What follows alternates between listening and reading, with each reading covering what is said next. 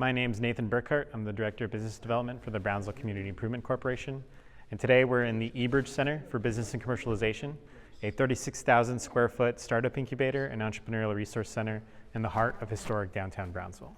And I've got to say, Nathan, I really appreciate the time you're giving us today, because we're sort of jumping the gun on your big day. Yeah, on Thursday. You're going to officially open it. Lots of celebrations that day, I'm sure. And so you're going to give us a guided tour now of what those visitors are going to be seeing. Yeah, and it's a great time to see it now before it gets flipped upside down in preparation for the event on Thursday. Okay, Yeah. so please lead the way. Yes, so this is our main lobby here. What I like to point out here is the old Gasa nylon sign that we have up here to the right to pay homage to the original use of this building. This was a nylon producing facility back in the 60s. Brownsville itself, if you've gone through downtown Brownsville, there's a lot of New Orleans style architecture because the city was founded by entrepreneurs from New Orleans. We want to keep that spirit of entrepreneurship alive here with the development of the center. And this area is your reception area? Yeah, this is our receptionist area. It's staffed by UTRGV, our partner in this entire program. This lobby is really big, way bigger than we intended it to be, but it's a great pre-function space, it's a great meeting space, and it's something that the public can utilize. And we should tell the viewers whereabouts in Brownsville we are. So this is on 13th and Adams. We're literally a stone's throw away from the Gateway International Bridge near International. We're in front of the B Metro bus station. We're about a block away from Historic Market Square. And a block away from Texas Southmost. And a block away from Texas Southmost, and arguably 3 blocks from UTRGV, yeah. Good job. Okay, lead the way, please. Yeah, absolutely. So over here we have our coffee lounge. We'll have a specific kiosk set up with the existing refrigerator to provide some refreshments and snacks that are all going to be locally made. So we'll have juices and coffee from local vendors and even some of our own food entrepreneurial incubator members that are coming out of the center. Okay. The first floor here is completely dedicated to incubation. This is our co-working lab, if you will. We can incubate up to 60 different businesses within the center. That's a lot. It's a lot. I think we're going to start off with about 30 this year, but our max capacity is 60. I always like to point out that through these windows you can see the founder of Brownsville, Charles Stillman's home. So we like to say Brownsville's past started there, and Brownsville's future starts in this building all along the same block. Right over here behind me we have our auditorium style seating for pop-up pitch presentations. We have a number of co-working furniture available, as well as a community kitchen. And right behind me is actually the U.S. Patent Trade Office Resource Center.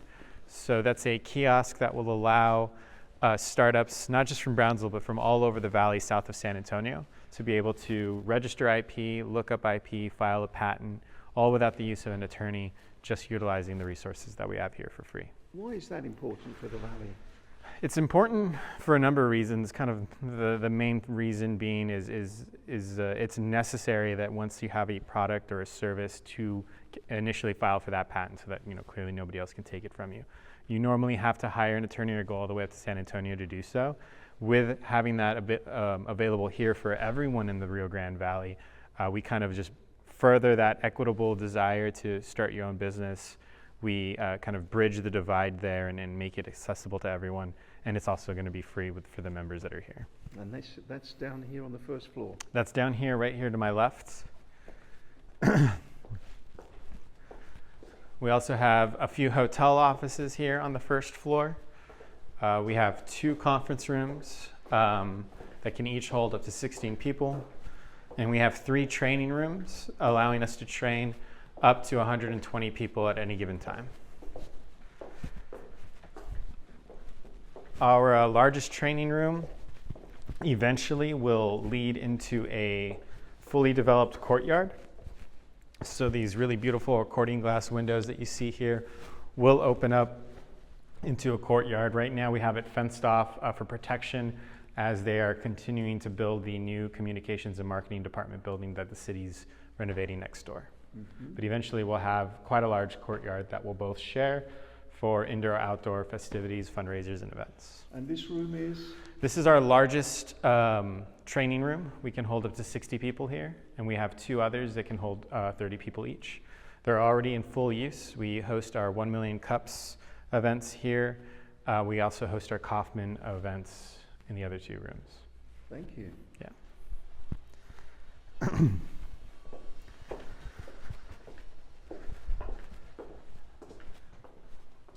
And I can say that you had a very important VIP here. You were giving a tour to someone else earlier today. Yes, Mayor Mendez was here to get his tour. He hadn't been here since the groundbreaking, so a lot of change has taken shape. We got an interview with him. He was so impressed. Yeah, we're excited for him, and not only him, but all the other dignitaries that will be arriving both domestically here and internationally as well. So a different color scheme here. Yeah, Tell the us minute you see the orange, you know where you're at. This is the University of Texas Rio Grande Valley's Economic Development Team, specifically their Entrepreneurship and Commercialization Center. So they're housed out of here, so their regional hub for economic development is on this side of the valley here in Brownsville. Well, as we're not interviewing the UTRGV folks in this video story, and I know you can't speak for them, but generally tell us what that department does and plans to do here at Brownsville. Yeah, I always say we have kind of the best sort of yin-yang relationship in that UTRGV has a wealth of administrative support and resources to provide local entrepreneurs. They just don't always have access to the funding that they would need. We have access to funding and programs that can kind of mirror or both complement the programs they provide. So kind of both of us teaming up together, BCIC and UT, we're really the founding partners of this entire eBridge Center cohort that we're in now. Any idea how many of their staff are based here? At any given time, there's between 7 to 10 members of UTRGV working out of here. Thank you. This is cool. Thank you. Where are we going next? We'll walk through the hall before we kind of take the elevator up to the second floor. I appreciate you letting us go by elevator rather absolutely. than the stairs. Absolutely. We have the Texas Manufacturing Assistance Center. We'll have an office here. And what do they do? Texas Manufacturing Assistance Center to me is like one of the best kept secrets in the Valley. They are keen at finding or processing the entire like assembly line or operations of any manufacturing or assembly business here, down to the second nut and bolt, if you will, to maximize capacity and savings. And they've done some fantastic things with local entrepreneurs here, including one of our Startup Texas recipients, Amoripan. They've also done some really fantastic stuff with their first nonprofit, Community Development Corporation of Brownsville, or CDCB. They've been assisting them with their Mi Casita program. I think there's going to be a big announcement coming out with them as well. They're amazing. They do some really great work, and we're excited to have them physically here in the building. We'll also have the Small Business Development Center, and then our Entrepreneur in Residence, who's actually going to be Mr. Eduardo Cerda. If you recall, he's with Future SQC. He's an incubator of ours here at eBridge, but he's also a Launch BTX grant winner through GBIC. So it's, 2 ends of the EDCs with UTRGV kind of in the middle as the glue, providing access to capital, to incubation, to everything they need to scale and commercialize. Going back to the assistance centre for the manufacturers, the fact that you've got this centre here and they're moving in, is this the first time they've been based in Brownsville? No, they've always had a presence here with UTRGV's ECC. Mr. Julio Quiroga, he actually works for both UTRGV and TMAC. But this will be the first time they have a physical office located in Brownsville. Yeah. And as you say, one of the best kept secrets for the Valley. Yeah, I think the open secret, because it's not really a secret, it's out there, it's just people don't know about it, and then the minute that they do hear about it or get the assistance they need from it, it's sort of like, where were you this whole time, in a way. Yeah. So the manufacturing community needs to know about it. Yeah, absolutely. Both here, and they also can assist internationally. So with companies, the macular industry that have kind of a presence on both sides of the border, they can also help them as well. Fantastic, thank you. Yeah.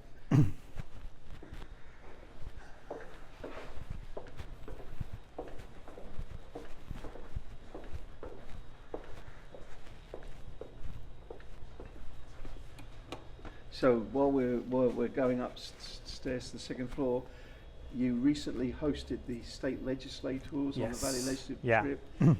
Can you give us any feedback? What did they say to you about this place? I think the first thing they said is a lot of things many people say when they they come into this building is it doesn't feel like Brownsville, and that's sort of the point, but that's also, I think, a testament of where Brownsville's heading.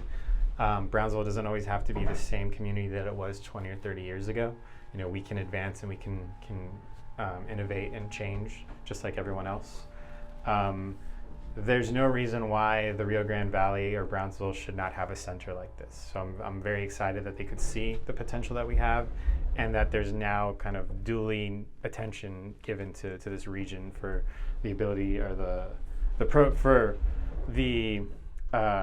do I say this? That was throwing me off there.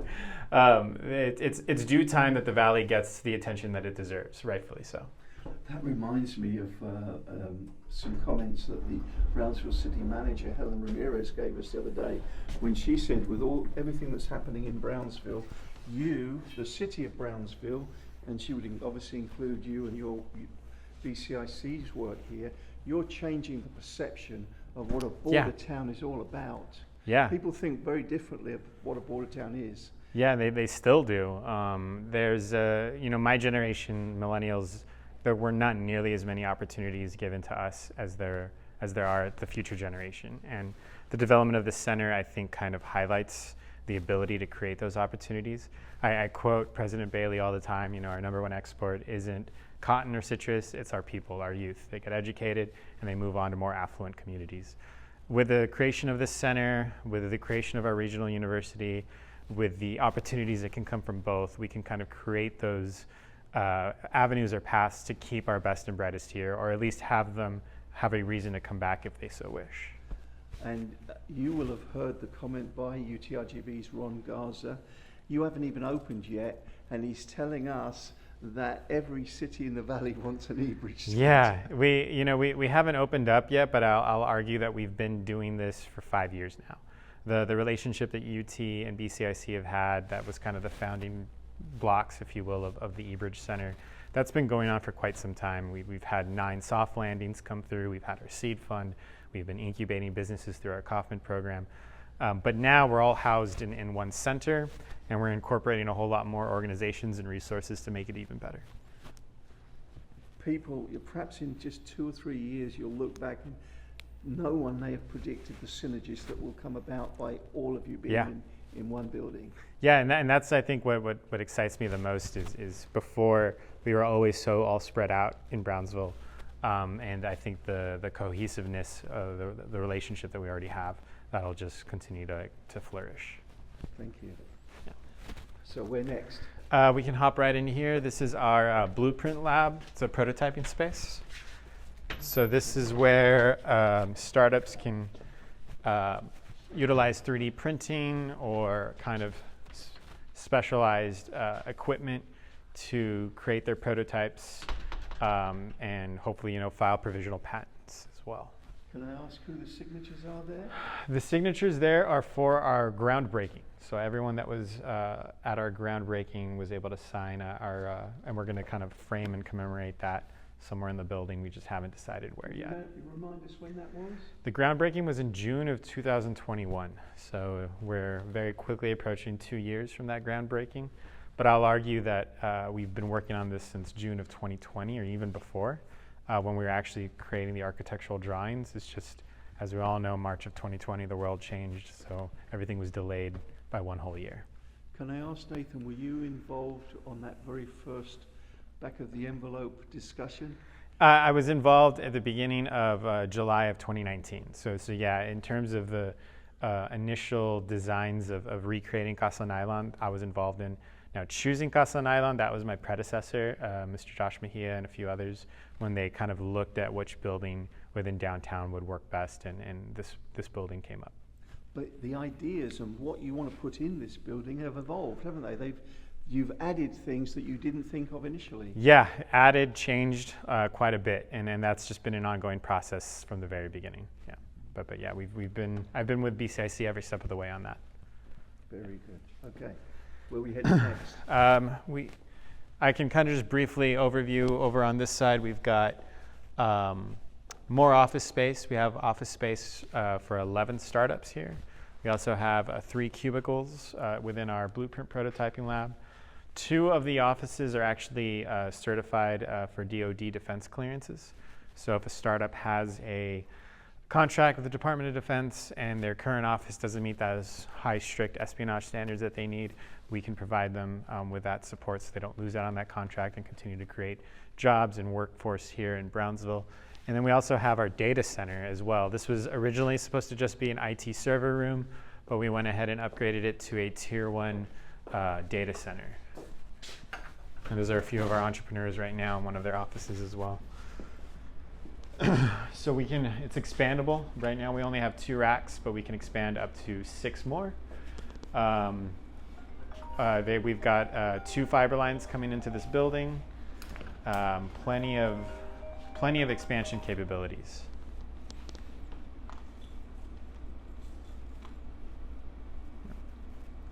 And again, the difference between a regular IT storage area and this? That's a great question.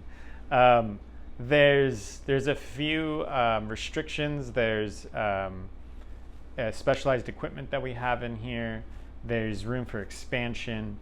There's backups. There's a specialized fire suppression system, all of which that make this more secure for someone in the macular industry, or even a school district, to feel much more comfortable putting their stuff in here as an offsite backup, as opposed to just some regular IT server room that someone can access with a key and wreak sabotage or havoc, if you will.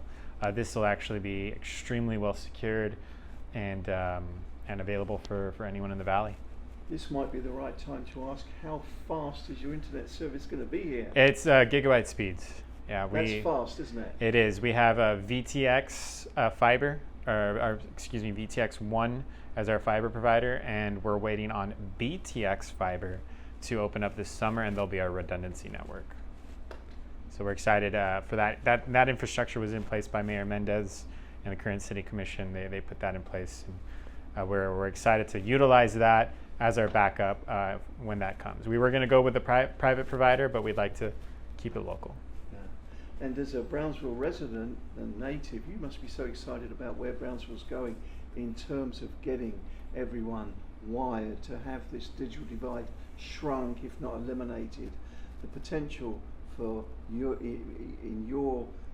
department, your corporation, to bring new businesses into this city when you have that sort of infrastructure in place. Yeah. Everybody always talks about wanting to get some sort of a tech company, or I even talk to existing tech companies that want to move in here, and the number one thing that they always need is access to high-speed internet. And I know it sounds silly when you think about it. If you've got internet in your home, that's good enough for you, but it's not good enough for a lot of these businesses to run, and not only to run, but to run concurrently through a blackout, through a storm, if you will. So to have that infrastructure in place, at least the middle mile, it's both a smart decision on the mayor and city commission for a cost initiative, but also that it lays out that much needed infrastructure to communities of color, which is generally almost all of Brownsville really, and provide that assistance that's very much needed. Thank you. Okay. And we'll go around here, wrap around to the end here. We were given a generous donation by the Musk Foundation to finish out a few voids of the building that we had not intended on filling. So the BCIC's offices are now here as well. We've been in the historic Young House for the past 3 years. We just moved in here about 6 months ago in November. So we have this entire conference room space in this end that also overlooks our one of our training facilities. And then we have the brain trust of BCIC, if you will, in another office, which its window looks out onto the Gateway International Bridge, which is pretty nice. Can you repeat what you said? We were given it by Musk. We were given a generous donation by the Musk Foundation to finish out some of the voids that we had here in this building. And part of those voids included revenue-generating office space, as well as office space for our organization, BCIC. And we'll go around this way. Oop, watch out, sorry. There we go. So has Mr. Musk been invited down to see what he's been helped? Yeah, but I think he's probably too busy in Palo Alto with Twitter, right? This is the brain trust of BCIC and the team. Hi, hello. We like to work collaboratively, as you can see, so we're all in one larger area.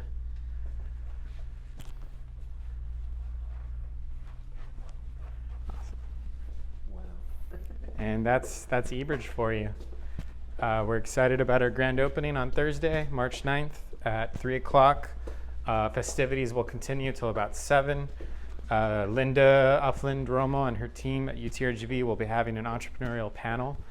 I think I can already say this now. One of the guest speakers, two of the guest speakers, one will be Mr. Beto Gomez. He's a former Brownsville resident who's created his own company, as well as Josh Sanchez. He's the current CEO of FloatMe, who just had an IPO offering recently, and he's also a product of Geekdom as well. So we're really excited to have both of them present. So this is hot off.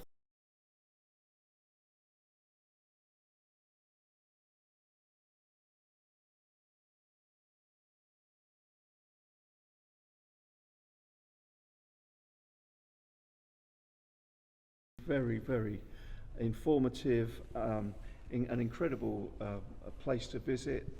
The potential, I mean, everyone in Brownsville must be so excited about the potential of this centre and what it could lead to, the new businesses that are going to start up, not just to help Brownsville, not just to help the Rio Grande Valley, but Mexico and the US. The potential is just, it seems so incredible. Something that the Rio Grande Valley's never had before. Yeah, this is the largest startup incubator and center of its kind in the valley, and we've been in here 6 months, so I'm excited to finally see activity after this grand opening. Yeah. Well, we look forward to being back on opening day. Absolutely. Thank you very much again. Thank you. Good to see you. Good.